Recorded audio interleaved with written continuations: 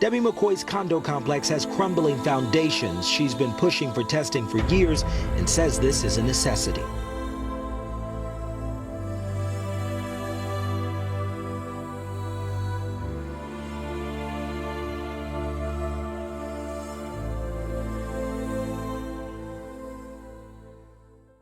Good afternoon. Today I'm going to be speaking about Ireland.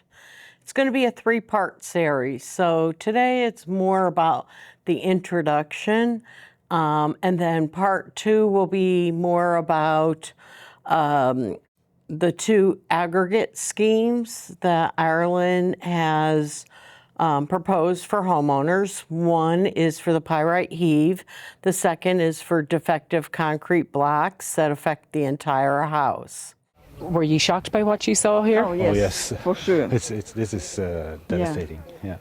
I do not understand why there is not a streamlined process that permits people to get the funding to demolish and build the houses new. I mean, it's beyond me, sorry. Ireland's 20-year non-compliance, non-enforcement, non-urgency, non-testing, and non-fit-for-purpose defective concrete block based on a non-mechanical hypothesis that lack scientific proof. In 2025, Ireland has reached more than half the country in every province, county after county, an iron sulfide mineral crisis, in aggregated sourced for uses in concrete and hardcore fill. Make no mistake, the aggregate is the original sin. In every instance of pyrite heave and eternal sulfide attack in defective concrete blocks. However, before we delve on today's quagmire, we need to look back over the last 2 decades of what is happening all over the world, but particularly in Ireland, Canada, and the United States, where residential homes have been destroyed by reactive pyrite and reactive peritite. Each country has had to deal with pyrite heave issues, and each country has had to deal with reactive pyrite and internal sulfide attack. Over the years, anyone studying countries affected by pyrite and peritite knows there is a growing number of instances whereby structures have been affected. Supply and demand for construction aggregate is the proximate cause, and the growing need for housing and concrete structures such as septic tanks, dams, bridges, schools, farms, and local businesses. It's been said that the concrete industry is the 3rd largest industry in the world, and concrete is the 2nd most used commodity, second to water. Once you understand that aggregate is the original sin, you come to realize that aggregate sourced for concrete uses that is untested, and it's at risk for having reactive iron sulfide minerals. Every country in the world should be mandating geological testing and having a cognizant department to enforce the testing and a geologist to interpret the results. In the EU, there is a cognizant technical committee that sets harmonized standards for each member state to adopt and adhere to, with a system of market surveillance and building control regulations. Ireland wouldn't have over half the country with homes affected by pyrite heave or defective concrete blocks if they were enforcing the harmonized European norms, such as the quarry standards, which limit reactive pyrite and specifically 0.1% total sulfur if it's peritite. So the harmonized European norm is HEN 12620 2002. The Ireland government has been slow to react and put in place the safety nets to ensure this never happens again, because it happened again, and it's still happening. So what happened? The 21st century is what happened. Building booms in every country.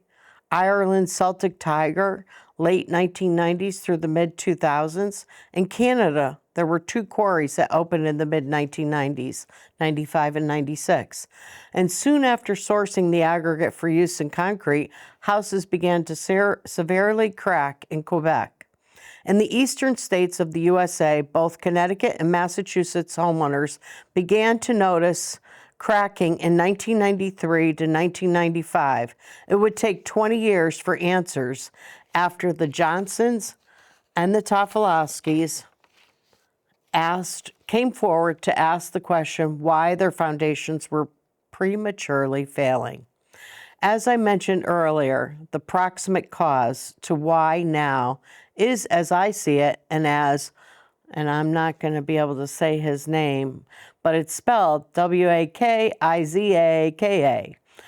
et al., 2001, has been repeatedly quoted as saying, pyrite-bearing rocks are increasingly being used for concrete aggregates because of the decreasing supply of good geological material.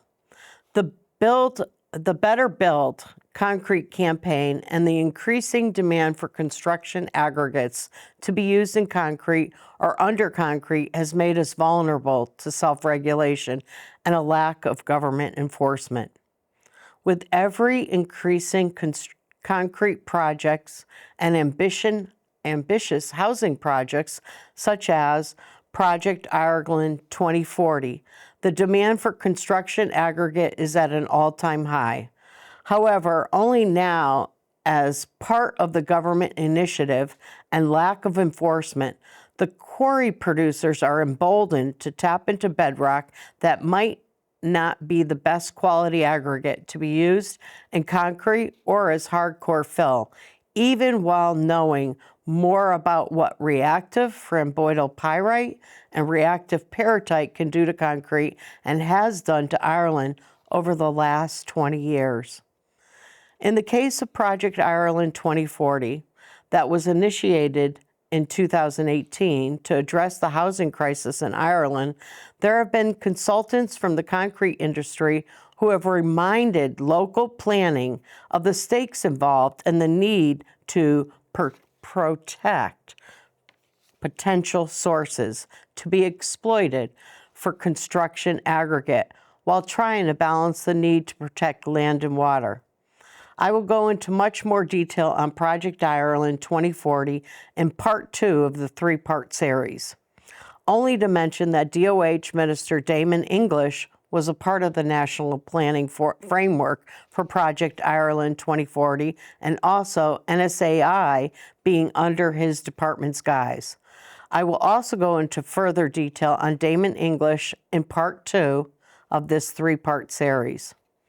The year 2000 came with much celebration worldwide, having entered the 21st century, population growing at a rapid rate, and homes being built quicker with shortcuts abound. Later, when issues were discovered in countries around the world, the blame was put on workmanship or some other mechanical issue. But remember what Wakizaka et al. Stated in 2001, which bears repeating. Pyrite-bearing rocks are increasingly being used for concrete aggregates because of the decreasing supply of good geological conditions. In 2001, Ireland allowed quarries to self-regulate. I'm not sure the reason why they allowed this, but ever since, it's spelled out one disaster after another. In 2002, the European Union's Technical Committee put in place quarry standards by which each member state would need to adopt and adhere to as well as enforce through their market surveillance system. The standards for aggregate for concrete uses was the Harmonized European Norm, which I mentioned before, HEN 12620, 2002, which puts limits on pyrite and peritite, which specifically calls for 0.1 total sulfur if peritite is found. In 2003, more and more quarries were being sourced for aggregate for concrete and hardcore fill to keep up with the demands. And one quarry in particular, mentioned in one of the lawsuits brought by James Elliott Construction Company against Irish Asphalt, opened and sourced the quarry that was made up of mudstone and an abundance of reactive framboidal pyrite. I remember reading in this pile over here is all the folks that came to Ireland to study and research. And I remember one of the authors said there was 8% framboidal pyrite in that mudstone. So it was rich with that reactive pyrite. In 2005, after that quarry had opened, just 2 years after they had used that aggregate for hardcore fill, cracks started developing in structures that used the hardcore fill under floor slabs. Engineers at the time were misdiagnosing the issue and believed the issues were caused by settlement or poor workmanship. Sounds all too familiar with what occurred in Connecticut when the suspected quarry spokesman stated he believed the cause for foundation cracking was due to improper installing or placing the foundations and / improper workmanship. However, a concrete forensic expert testified at a public hearing in Connecticut and stated that if foundations were cracking and crumbling in dozens of towns, we're up to 48 towns now, in dozens of locations and under different environmental conditions, it wasn't improper workmanship. Rather, it was more likely due to improper sourcing for aggregate. Remember, folks, aggregate source for construction that is not tested at the source prior to using it is aggregate for concrete uses is aggregate at risk, and the potential for issues down the road are likely. In 2006, engineers were sending samples to labs in Ireland and outside Ireland as they turned their efforts into looking into the aggregate as a potential reason for the cracks, because as they soon found out, what they called chasing the cracks and the cracks reappearing only to have them return months later, something was amiss. A flurry of activity was taking place from 2006 through 2008, as more and more tests were showing the hardcore fill aggregate had an abundance of flamboidal pyrite. The company DBFL sent their aggregate to be tested to Trinity College, Dublin. And by late 2006, it was decided to bring in Goldair Associates to further investigate the issue. Dr. Michael Mayer, a native of Dublin, Ireland, who had moved to Canada for a job with Goldair, had only just moved back to Ireland for a while to start up another Goldair office in Dublin. By end of 2006, he called on senior geologist photographer at the Vancouver, Canada office to help with the investigation, as Fred Schremer is an excellent photography, and photography was needed to identify what the species was that was causing floors to expand and heave. At the same time, in 2005, Ground Investigations Ireland opened an office, and by 2006, James Lumbar was asked to take samples, which were later sent to ARUP, Owen Wise, and Sandberg, Mike Eaton. James Lombard, Owen Wise, and Dr. Michael Mayer would later be called in as expert witnesses in the James Elliott construction case that began in 2008, and the decision was finally made in May of 2011. Month after month, engineers were being contacted regarding the pyrite heave phenomenon, and month after month, more experts were being called upon to answer the question of why is my home cracking and crumbling? Experts such as Dr. Michael Mayer, Dr. Robbie Goodow, Dr. Brian Hawkins, Dr. Thomas St. John, Dr. Alan Bromley, who's the founder of Petrolabs in England, Fred Schremer, photographer, geologist, Mike Eaton, photographer, geologist, all researching and studying the crisis that continued to grow, spreading across 10 local authorities. It wasn't just the hardcore fill that was tainted, as more and more of these experts soon realized the aggregate used for concrete blocks were tainted as well. It would seem Ireland has an iron sulfide mineral crisis, which would bring on a new wave of experts. As you recall, Ireland allowed quarries to self-regulate in 2011. There was a building boom referred to as the Celtic Tiger years, and while quarries skipped the burdensome efforts of testing prior to sourcing, county after county soon became transfixed by another growing phenomenon: defective concrete blocks.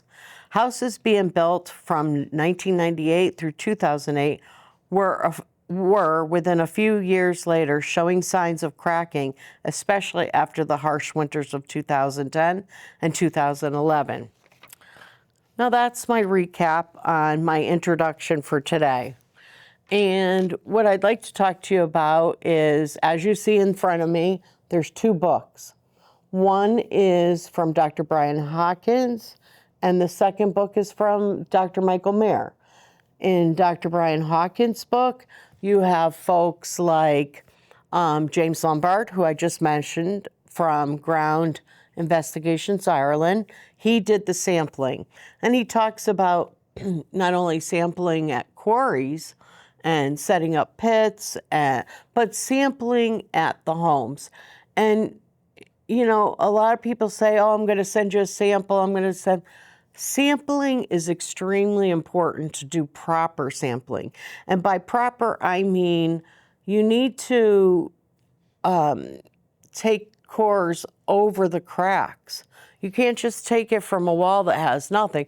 Obviously, they do want one from there so they can compare and contrast, but sampling is very key. And in Dr. Brian Hawkins' book, he speaks about, James Lombard speaks about the sampling. And another chapter, Mike Eaton from Sandburg, who I also mentioned, he does the testing. And he's known for his photography and being on the expert group for thaumasite. Thaumasite, we've mentioned before, is a secondary mineral formation, the endicite, which affects, it causes the concrete to expand. Thaumasite causes the concrete to lose its strength over time. So he was an expert on thaumasite. Also in the book, obviously, is Dr. Brian Hawkins' chapter. And he also does a chapter with Dr. Thomas St. John. They had boots on the ground. I contacted Dr. Thomas St. John, who lives in the United Kingdom.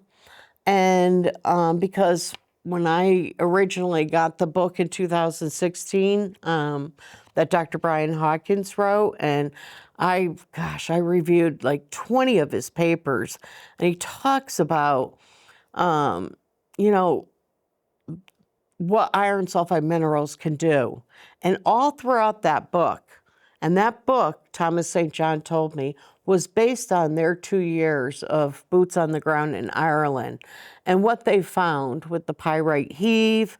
And you know, he said that when they first went there, engineers were still hard-pressed to be convinced that it was not a mechanical issue, but more of a chemical reaction issue. So it was chemical, not physical. And he did explain that they organized a symposium in April of 2012. But before I get to 2012, I gotta rewind back to 2006 when Dr. Michael Mayer was contacted and asked to come in on the investigation. Now, Dr. Michael Mayer was already in Ireland, setting up an office in Dublin, Goldair, Associates. And he contacted, and he had Fred Tremor, one of his colleagues from Goldair in Canada, investigate and do some photography, because you can't just do the total sulfur chemical testing. It needs to be followed up with the petrographic testing analysis, because that's the way you find out what species iron sulfite you're dealing with. So in Dr. Michael Mayer's book, we have a chapter with Peter Sturgeon, who talks about the Irish experience with the pyrite heave. And we have Fred Schremer, who has a chapter, Dr. Benoit Fournier, and Dr. Josie Duchesne. They are both also in the book. They're the second wave of experts that I contacted and asked them to help Ireland. So I'll talk more about them. But in both books, all the experts that have come to Ireland, and this is the experts. This pile here is the experts that have come to Ireland to research and study what's going on. So they're in that book. And this right here, this is Dr. Brian Hawkins' paper that he delivered at that April 2012 symposium. And he and Dr. Thomas St. John, Dr. Robbie Goodall, Dr. Michael Mayer, Paul Ford. Oh, Paul Ford is also, he's an engineer. He's also in that first book I pointed out that was published in 2016. Sadly, before I could reach out to Dr. Hawkins, he passed away in 2016.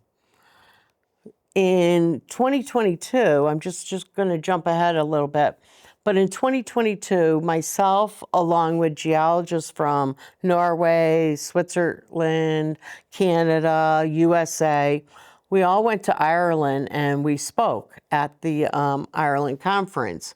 And one of the geologist photographers, Deepan Jana, who also wrote a chapter in Dr. Michael Mayer's book, had contacted me prior to my going to Ireland. He had read some of the work I've been doing because I do have my own site on Facebook, the Connecticut Crumbling Foundation site, and a lot of people have contacted me from seeing my posts on that site. I've had a geologist from Canada and also the geologist from Pennsylvania, Deepan Jana. And we all went to Ireland to speak on it. Prior to leaving, Deepan Jana had mentioned to Michael, Dr. Michael Mayer, that all of us were going to Ireland to speak on defective concrete blocks and to speak on pyrite and peritite. And obviously, that's the name of the book. And all through Dr. Hawkins' book, it speaks of pyrite peritite. So both very eminent figures that stood out in Ireland wrote about pyrite and peritite. And yet, in 2018, when they were coming up with an Irish standard, they said not much was known about peritite. However, what I was able to do was trace back to 2011 when Dr. Brian Hawkins wrote this paper and he delivered it at the April 2012 Pyrite Symposium. So we have a lot of eminent figures that came to Ireland and have studied Ireland. And if anything, I think Ireland is the most studied country in the world now, because I went to a conference last May in Canada and there were 40 presentations, and the majority of them were folks that came from Petrolab, England, that came from Canada, that came from the USA, that came from Northern Ireland, all to talk about their research and studying Ireland. So I found that very fascinating, especially since 2016, I didn't even realize Ireland had an issue. And it wasn't until my brother-in-law and his family, my family, they traveled to Dublin for a company conference. It's called Future Directions Conference. And in 2016, they took my family around on a bus tour. And the gentleman that was the tour guy, his name is Patrick Fahey. And while he was on the tour, he got to talking to my family, the whole company actually. They took up the whole bus. And he explained that he had been in the concrete business for 30 years. And he took them around and showed them homes affected by pyrite heave. Well, when my brother-in-law returned, we had just gone out to breakfast, the family, and we were talking about their trip to Ireland. And he looked at me and he said, you know, Deb, Ireland has the same problem that Connecticut, USA has in Canada. I said, no way. He said, yeah, but they have the propensity to have 60,000 homes affected. I was like, oh my God, because I had no idea about it. And it was, as soon as he told me about that, I got the book, Dr. Brian Hawkins, in 2016. And like I said, I was going to reach out to him. And I was also going to reach out to Dr. Michael Mayer. And sadly, on our way home from the conference in Ireland in 2022 in November, while we were on the plane, I got the news that Dr. Michael Mayer had passed away. And I was very upset because I wanted to speak to him when we arrived home, but I didn't get to. What I did get in the mail is one of the very first copies, because it did go out in, I received it in January of 2023. And Depan Jana sent me a copy of it, and I sent him, upon my return from Ireland, samples from a home probably next to Sharon Moss's home. Deidre's home was one of the worst homes I've ever seen in my life affected. And that has a lot to do with the host rock. And every one of these authors that have studied Ireland and studied Canada and the USA all say one thing: the host rock is extremely important to understand. That here in Connecticut, the quarry tapped into the Brimfield Schist Formation, and the mineral vein of peritite that runs through Connecticut, Massachusetts, Vermont, all the way up to Quebec, they tapped squarely into it. The quarry is squarely over that mineral vein. And so, anyways, a lot of people don't realize that they're tapping into such a thing. So I wanted to speak to Dr. Michael Mayer. I wasn't able to because he had passed away. In 2017, my son went to Ireland, and Patrick Fahey took my son around and showed him the homes. And my son brought me home a little piece of aggregate that had fallen, not aggregate, concrete that had fallen to the ground from these homes that were affected by the pyrite heave, because it doesn't just affect the floor slab, it affects the walls and causes them to bow and all kinds of horrible things. I mean, pyrite and peritite reactive are so detrimental to concrete. They shouldn't be allowed to be in it. But let's face it, pyrite is the most abundant iron sulfur mineral in the planet. So you can't avoid it, but what you can avoid is that reactive framboidal pyrite. So getting back to the host rock, we tapped into schist, the Brimfield schist. Canada, I believe they said it was Gabbro, Gabbro. And in Ireland, it was the mudstone in Dublin area. And in County Donegal, it was phyllite. And the phyllite had the mica abundant and peritite abundant. But the mica is easier to see by the naked eye. Whereas the peritite and the pyrite in Ireland is opaque. I think that's how they called it. It's dark. It's not that, like pyrite in certain areas here in the U.S., they called it fool's gold because it had that luster, shiny, bronzy gold texture look to it. But in Ireland, it's more dark, so it's harder to see with the naked eye, and that's why you really need to not just do chemical testing, you really need to do photography and SEM analysis, because that's the only way to tell what species of iron sulfide minerals you're going to possibly source. And the main reason is because you could have pyrite, cubic pyrite, and it's not reactive. And there's like 9 types of peritite. Monoclinic is the most acid-forming peritite on the planet.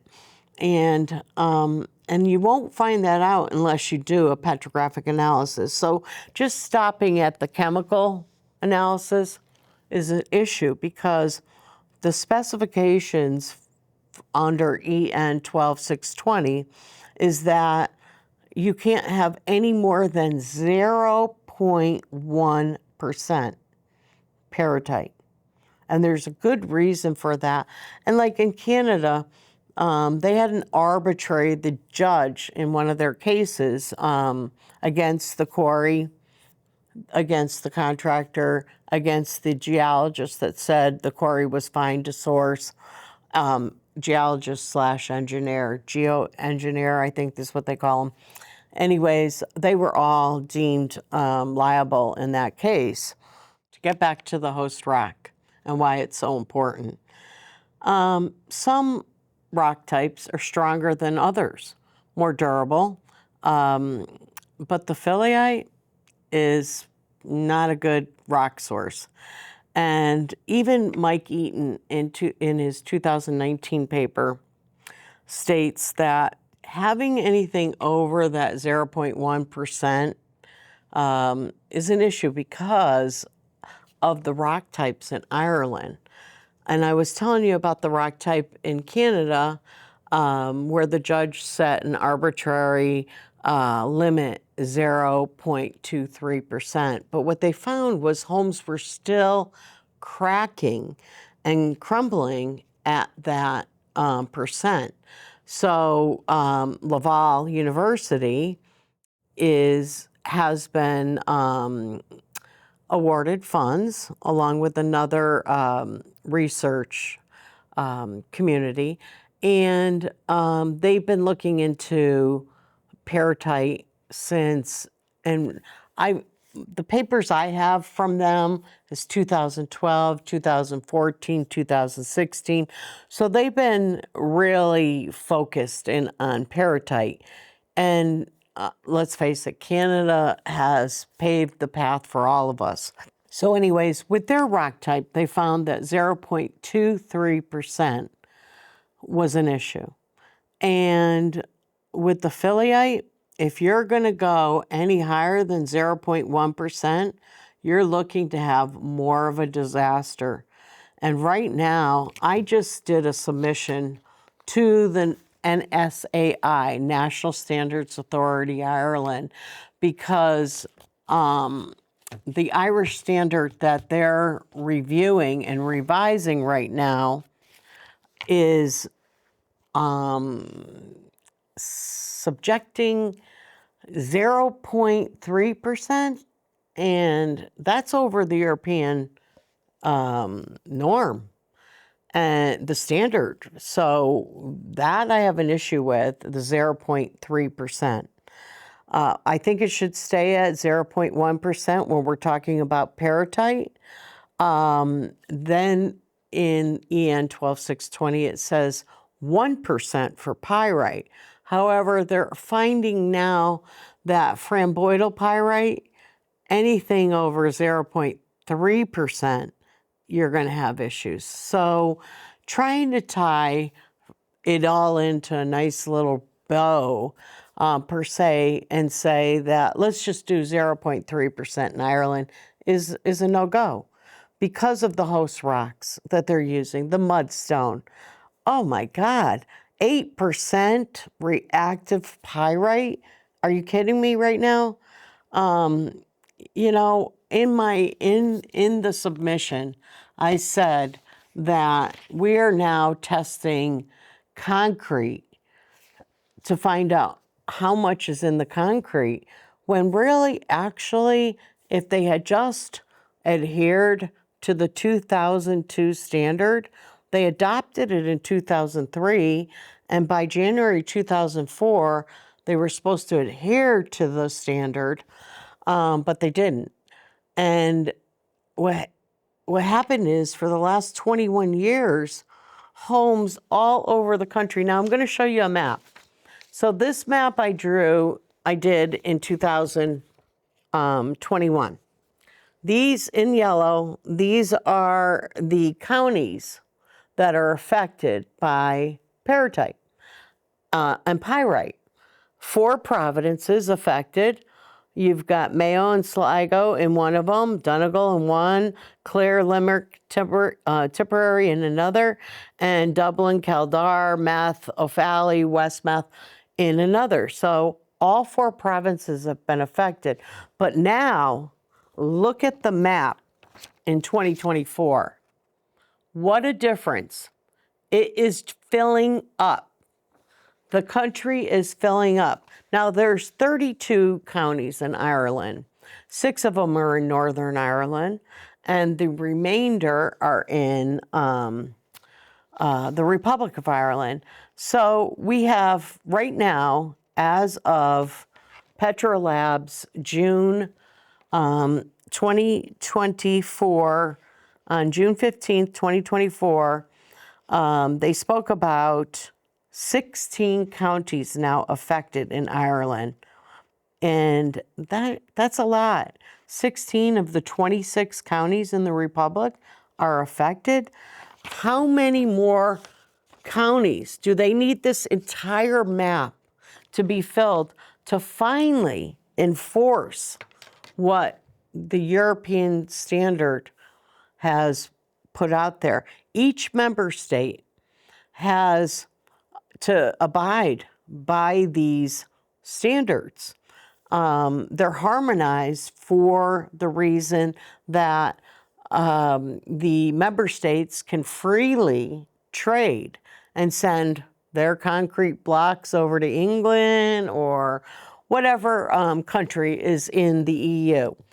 I certainly wouldn't want to get blocks from Ireland. I'll tell you that right now, because they're porous.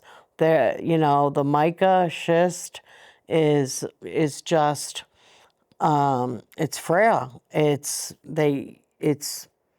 not durable to begin with, and then you couple that with having the iron sulfide mineral peritite with the mica schist and the phyllite. You're looking at an easy access to have peritite oxidize. And I think I've told you several times, and I've had Yukon here, and when my first 3 episodes, I talked about the introduction to Connecticut and about pyrite, peritite. And pyrite oxidizes when it has the agent water and oxygen. And a second mineral formation happens. And when that occurs, and the indigite and the thaumasite show up, it starts eating at the cement paste. And the cement paste is what holds the concrete together. Remember, concrete is made up of aggregate, water, cement, and admixtures. And so the aggregate makes up 75% of the concrete mix. So if you have poor aggregate going into this concrete mix, you're going to have a problem. Not only a mechanical problem, because just like the pyrite heave was misdiagnosed as settling or workmanship, so too was the defective concrete block issue, and especially in County Donegal. The engineer-led investigation, again, went with mechanical, just like they did with the pyrite heave. They said it was a mechanical issue, settlement. In Donegal, they said it was a mechanical issue, that it was the mica. Anything over 5% mica, it absorbs water, it retains the water. You have to use more water when you're using mica. And so when you're creating that concrete, you're adding more water. And that's the other problem, is the cement to water ratio. So they've got a whole lot of problems in Donegal. Low cement, the host rock, and then having reactive peritite. So in County Donegal, they called it, and they misdiagnosed it. And I don't know if it was intentional. I don't think it began that way, because like Dr. Andres Lehman stated just recently at a conference in Donegal, the mica's easy to see. The peritite isn't. You can't see it with a naked eye, especially with it being opaque. It's dark. So they said that the homes in County Donegal were cracking and crumbling to the ground, and they're literally crumbling to the ground because the entire house is made of concrete, was due to mica. And as I mentioned, it absorbs the water, and they felt that when it got saturated in the cold, harsh winters of 2010, 2011, it caused this chain reaction, a mechanical chain reaction, that it caused freeze thaw. But Dr. Andres Lehman debunked that along with the research team, because he said that saturation was impossible. It's vertical. It's going to roll off. That the weather, because they have homes with mica in Switzerland, and yet they're not cracking. And the climate is a lot colder in Switzerland than it is in Ireland. So he debunked the frost, the freeze thaw theory that they had. So, but they're still stuck on that mechanical, I don't know if it's to save face or what, but originally in 2016, when they had the expert group come out and do a desktop study, not an investigation like they did with the pyrite heave. And I am going to go into detail, part 2 of this series, and explain to you the pyrite heave and everything the government did for them versus the defective concrete block and everything the government has done to obstruct the homeowners getting their homes remediated. I'm going to go into great detail on it, starting with 2011, because that's when it all started. May 2011, when the judge deemed in that James Elliott construction case that it was due to pyrite and not workmanship. And as soon as he deemed that, Homebound Insurance in August of 2011 said, we're no longer repairing these homes, because they were, prior to that, repairing homes with pyrite heave, but they said, we're no longer liable for it. It's due to pyrite. Therefore, the homeowners are on their own. And the government acted so quickly that in September of 2011, they proposed an expert group, a pyrite panel, to investigate. And by 2011 to 2012, a lot of these experts had already arrived. They were coming in involved in 2006, 2007, 2008, 2009, 10, 11. They now knew what the issue was. by 2011, the expert panel gave their recommendations in June of 2012. So not even a year had gone by. Did they, set up a pyrite panel? Did the pyrite panel come up with recommendations? 2013, they went into effect the Pyrite Resolution Board, and by 2014, they had a remediation scheme. So they moved quickly as soon as they learned in late 2011 that insurance wasn't going to cover it. Now, the DCB, which I'll go into great detail, as I told you, in 2010 and 11, homes were affected. Now, these homes were being built at the same time as the pyrite heave, the boom, the building boom, 1998 to 2008, same time frame. And it was 2010 that the homes started showing cracking. Now, in the pyrite heave, it was 2003 that quarry opened that I mentioned. And by 2005, the cracking started showing up. That's how destructive reactive framboidal pyrite is. So, and then the homes, some homes were built in 2006. By 2010 in Donegal, they were cracking. And they formed a coalition, just like the Pyrite Action Group formed in Dublin. In Donegal, they formed the Mica Action Group, but it wasn't until after a structural engineer told them in 2013, when the pyrite remediation scheme was, when it was enacted in 2013, Donegal learned, hey, you have a mica issue. And that whole thing was based on repairs for mica, because if you have freeze thaw, it's affecting the outer blocks, not the inner blocks. Why would it affect the inner blocks if the expansion caused by the freeze thaw, it wouldn't affect the inner? And yet the homes in Donegal were being affected. And even the homes that were fixing the outer leaf, a couple of years later, the cracks came back.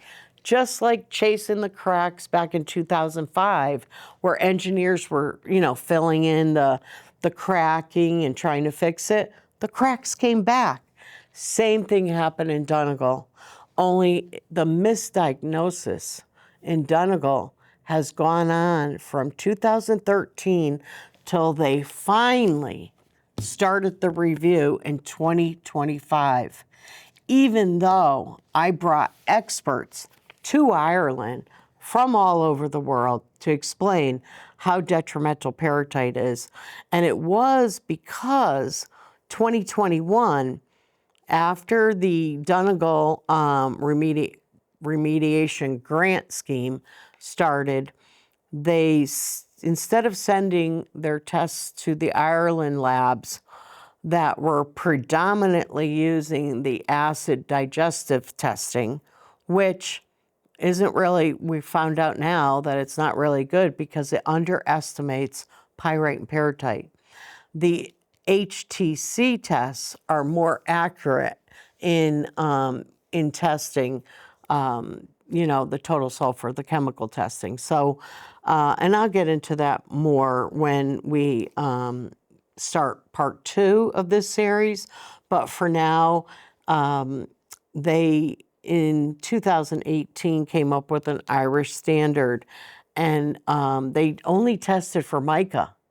But they sent the tests, a lot of engineers sent the tests over to Petrolabs in England, and the tests were coming back, all of them. They've now got like 1,800 homes they've tested, and they've all got peritite. Excuse me, something's wrong, okay? It's not mica. It was the peritite all along. So they had a different test for County Mayo because the grant scheme that they passed in 2019 and it went into effect in 2020, the grant scheme was only for 2 counties, Donegal and Mayo. And in Mayo, it was for pyrite, And they later found out it was framboidal pyrite. And in Donegal, it was Formica. And so they stuck with that, you know. It's mica, mica, mica. Therefore, we have 5 options. We can demolish it. We can take the inner and outer leaves. We can just do the outer. You name it. They had all these little options. And the Attorney General in 2021 wrote to the Department of Housing minister and said, hopefully demolishing the homes is something that's not going to be utilized. We're hoping for repairing the homes. But if you, like most people know, if you've got a home with an abundance of peritite in your foundation, like here in Connecticut, the fail-safe method for repair is to remove it and replace it. Just like the fail-safe method for the pyrite heave in Dublin area, the 10 authorities, and I'll tell you who all the authorities were, counties and authorities, they had the pyrite heave, and County Mayo had the pyrite, Donegal has the mica, and they stated that pyrite heave, fail-safe, remove and replace. They spoke about Mayo. We have about 300 homes. That fail-safe is you have to demolish the entire home, but rebuild it on the foundation. The foundation that has the same material as the concrete blocks. But they said, keep the house, build it on the foundation, but it has to be demolished. Whereas in Donegal, they said, no, we can just repair it. And most of the repairs will opt for option 5 and not option 1, which is the most expensive option because they've got a cap for $420,000 to remove and replace the whole entire home. I can't go into too much detail, only to say that right now we are doing our best. The folks that I brought to Ireland, the second wave of experts that came to Ireland in 2022, Nick Scaglione, president of CRT,